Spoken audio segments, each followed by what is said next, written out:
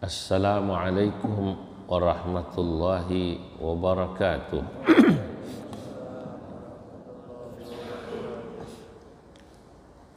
Alhamdulillahilladzi ja'ala likulli ummatin syir'atan wa minhaja wa khassa hadhil ummata bi awdahiha ahkaman wa hujjaja. Wassalatu wassalamu ala sayyidina Muhammadin alladzi mayyazahu Allah ala khawasi ruslihi mu'jizatan wa mi'raja wa ala alihi wa ashabihi ma damatis syamsu tuniru falakad duja, amma ba'du. Hadratal muhtaramin, para alim ulama, para asatid, tokoh dan pemuka masyarakat, segenap pengurus Masjid Al-Mubarakah, bapak-bapak, ibu-ibu, seluruh jamaah, calon-calon ahli surganya Allah Subhanahu wa ta'ala. Pagi hari ini alhamdulillah kita dapat berkumpul di majelis ini sebagaimana biasa setiap hari Sabtu subuh. Ini hari sebagaimana tadi disampaikan pengurus adalah jadwal ta'lim terakhir sebelum Sabtu depan kita pentawakufan kajian ini. Saudara-saudara, pagi hari ini saya ingin membahas apa yang masyhur diucapkan para ulama-ulama tentang bagaimana kita hendaknya jangan pernah berburuk sangka terhadap takdir Allah Subhanahu wa ta'ala kepada kita. Sebab kata para ulama, lau alima an-nasu ma fi wara atau ma wara at-takdir, ya, ma wara al-aqdar, masya Allah, labakau min su'i dhannihi billahil azizil ghaffar. Manusia itu katanya kalau dia tahu, betul-betul tahu tentang apa yang ada di belakang takdir Allah pada dirinya, labakau, maka niscaya mereka akan menangis, malu, min su'i dhannihi, karena sebelumnya dia telah su'udzan, berburuk sangka kepada Allah Al-Azizil Ghaffar. Bismillah. Saudara-saudara, ucapan ini memang bukan dari kitab hikam yang kita kaji. Saya mohon izin hari ini tidak membahas kitab hikam, tapi saya membahas juga yang berkaitan dengan tasawuf sebagaimana kajian kita. Jadi para ulama mengajarkan kepada kita itu agar kita jangan pernah dulu buruk sangka terhadap apapun takdir yang Allah berikan pada kita atau keputusan-keputusan yang Allah berikan pada kita. Kenapa? Karena seringkali di balik apa yang kita terima daripada takdir itu ada hal-hal yang kita tidak tahu. Misalnya ada orang dikasih sakit, ada orang dikasih usahanya bangkrut, ada orang dikasih diuji gitu ya, apa suaminya, apa istrinya, apa anaknya itu ya tak sesuai atau setidaknya tidak memenuhi harapan dirinya. Nah, seringkali kita nanti baru paham di belakang. Di belakang itu ada kalanya di dunia, artinya cepat, dunia itu kan dekat. Ada kalanya di akhirat. Nah, Oleh karenanya pagi ini saya ingin menjelaskan misalnya satu peristiwa yang ini buat contoh. Itu apa yang terjadi pada Nabi kita Muhammad sallallahu alaihi wasallam. Nabi itu bapak-bapak, ibu-ibu mendapatkan minhah. Minhah itu pemberian sesudah mendapatkan mihnah. Mihnah itu ujian. Walidha yuqalu, oleh karenanya ada ungkapan terkenal di kalangan ulama, al-minhah ba'dal mihnah. Al-minhah, seringkali pemberian Allah itu kau terima ba'dal mihnah, sesudah kau diuji oleh Allah Subhanahu wa ta'ala. Ya, ini yang kita tidak tahu tentang mawara at-takdir, apa yang di belakang takdir. Kita diuji, Masya Allah. Termasuk sekarang ini 1 tahun ya, diuji pandemi. Nggak enak Pak, duduk berjarak, sembahyang ngaji suruh pakai apa namanya, masker. Maskernya suruh makainya yang benar lagi, kata Pak Taufik itu, mulut dan hidung supaya apa namanya gitu. Nggak enak, ini nggak enak. Tapi percayalah, di belakang takdir ini, pandemi ini, pasti ada pemberian Allah Subhanahu wa ta'ala. Dulu Nabi Muhammad itu diuji berat sekali. Sampai pada tahun di mana Nabi diuji itu disebut dengan Amul Huzni, tahun kesedihan. Pertama, istri beliau wafat, Siti Khadijah Al-Kubra. Sesudah itu paman beliau Abu Talib wafat. Ini 2 orang ini pendukung utama, pembela utama. Siti Khadijah sudah tahu istri ya, bukan saja mendukung dari sisi fisik, harta, semuanya. Begitu juga paman Nabi Abu Talib. Orang-orang Quraisy itu segen masih sama pamannya Nabi. Karena Nabi kecilnya pernah diasuh. Jadi nggak ada yang berani itu ganggu. Begitu keduanya wafat, terutama Abu Talib, orang Quraisy berani itu. Udah mulai tekanan-tekanan dakwah pada Nabi luar biasa. Nah, bahkan Nabi beserta sahabat-sahabatnya yang beriman pernah di embargo. Ini bukan isolasi mandiri, bukan. Embargo. Keluar nggak bisa, orang masuk nggak bisa. Walaupun kemudian nanti embargonya dilepas. Bahkan ada satu peristiwa di mana ketika Nabi sudah dakwah kurang lebih 10 tahun, itu jamaahnya atau sahabat yang beriman itu ya fluktuasi naik turunnya 100 orang. 100 nambah dikit, turun lagi, begitu aja 10 tahun Pak. Masya Allah, ini jamaah Al-Mubarakah ini berapa ribu ini? Banyak ya kan? Ya, manusianya mungkin ya 150, 200 lah, ini yang lainnya banyak kan ini kan? Yang pada nyender-nyender nggak kelihatan itu samping Bapak kan banyak itu.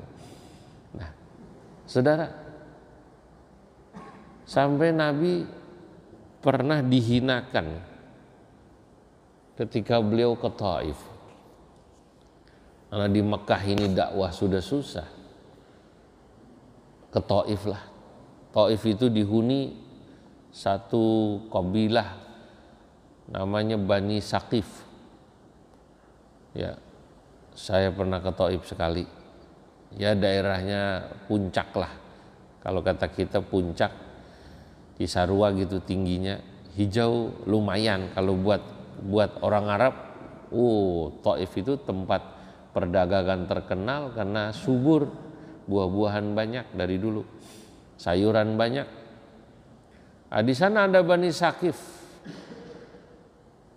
Dari Mekah jaraknya hampir 100 kilo.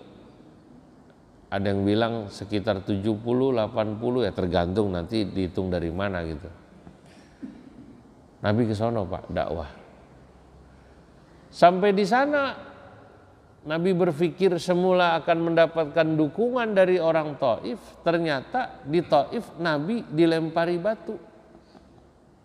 Bahkan anak-anak kecil menghardik Nabi. Kalau orang yang dulu pernah baca kitab Barzanji itu, kalau zaman saya kecil, ya orang kalau maulid yang dibaca Barzanji.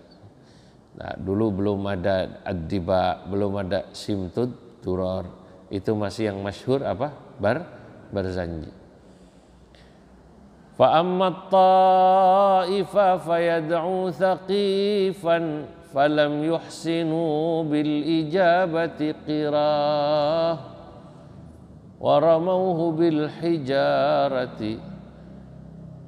Adapun Taif, ketika Nabi berdakwah di sana, saudara-saudara, falam yuhsinu bil ijabati qirah, mereka sama sekali tidak menghormati Nabi. Bahkan mereka menghina Nabi lewat budak-budak dan anak kecil. Wa ramauhu bil hijarati, Nabi dilempari batu, darah menetes sampai kaki.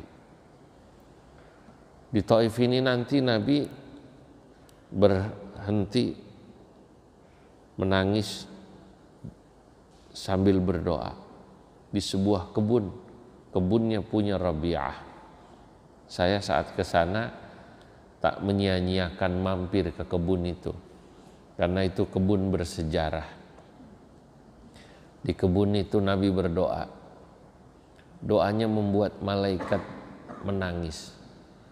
Malaikat Jibril, malaikat penjaga gunung Akhbashin menangis.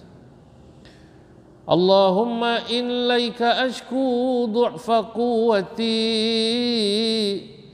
wa qillata hilati wa hawani 'alan nas ya arhamar rahimin.